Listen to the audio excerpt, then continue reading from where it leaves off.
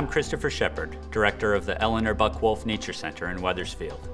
We are a member of the Wethersfield Green Summit Committee, a group of organizations and volunteers formed in 2007 to help Wethersfield become a greener community.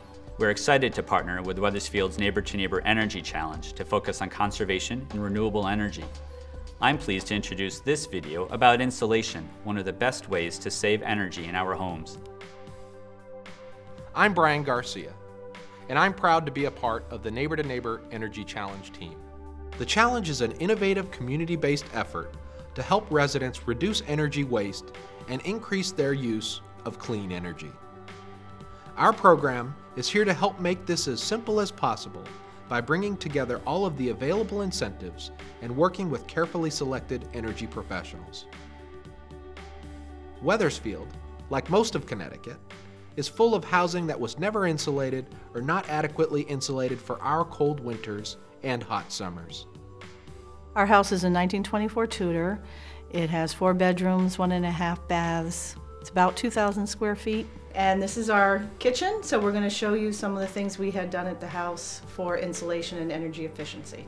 I decided to insulate the home because I wanted to save on energy bills and to make the heat in the house more even, so it wouldn't go from cold to hot and have it be more of a steady temperature. Before making an energy-saving investment, it's critical to start with the Home Energy Solutions Assessment.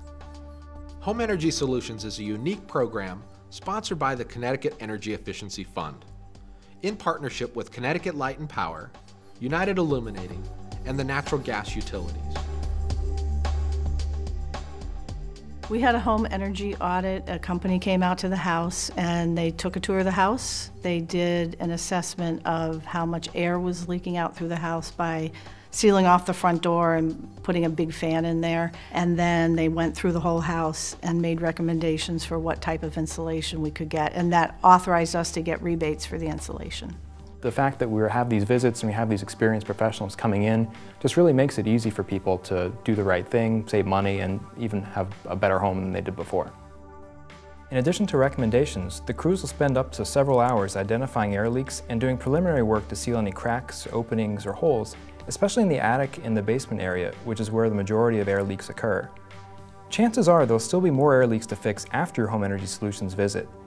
If you got a recommendation to insulate, this is the perfect opportunity to do additional air sealing. You can think of insulation like putting on a sweater. That sweater won't do you much good if it's full of holes. Because of all these lines, all these cracks and creases through this whole attic, that's where the air was coming in, but in vice versa, your heat's actually escaping. If you need more attic insulation, a quality insulation contractor is going to spend time caulking and foaming in cracks around your chimney stack, plumbing pipes, electrical conduits, recessed lights, or any of the other openings that allow warm air to escape into the attic space. It may cost a little more upfront, but it's critical to stop these air leaks for a few reasons. First, having holes undermines the effectiveness of insulation and reduces your energy savings. Secondly, if warm, moist interior air is allowed to enter the attic, it can condense on the insulation. Just as you wouldn't go outside wearing a wet sweater, insulation doesn't work well if it's wet.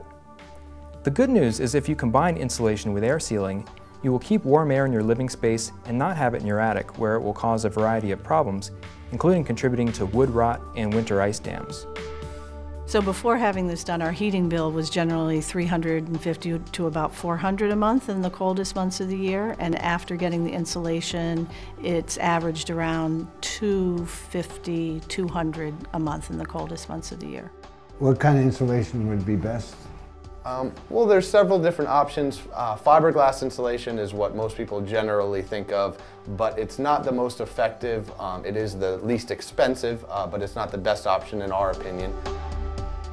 Fiberglass is the old standby. It's cheap and easy to install both in pre-cut bats and loose. However, it's one of the lower performing materials. Fiberglass does not stop air movement at all, so it's critical to do a lot of air sealing before installing it. An alternative to fiberglass is cellulose. Cellulose is generally made of recycled newspaper, treated to resist fire and insects. Cellulose has many benefits. It isn't toxic, can be installed densely to block air movement, and has a higher insulating value per inch than fiberglass. Blown-in cellulose is going to be like adding a quilt onto the top of your home to really keep that heat in your home in the wintertime and keep it cooler in the summertime so that your heating bills aren't literally just leaking through your roof. Cellulose can also be blown into existing walls. If you have insulation but it was installed decades ago, now is a great time to have a professional come and check on it and make sure it's still performing properly or if it needs to be upgraded. Another option would be foam insulation, which is great in certain applications, but we recommend it more for new home construction. It just seems to be more effective and easier to install. It's a much more in-depth process. Spray foams only work for new construction or major renovations as they are sprayed right onto open walls. There are also foams called injection foam that can be blown into existing walls just like cellulose. Both types of foam can form a perfect air-blocking shield and have much higher insulating values per inch than fiberglass or cellulose. On the downside, foam can be quite expensive to install and it's critical to hire an experienced professional.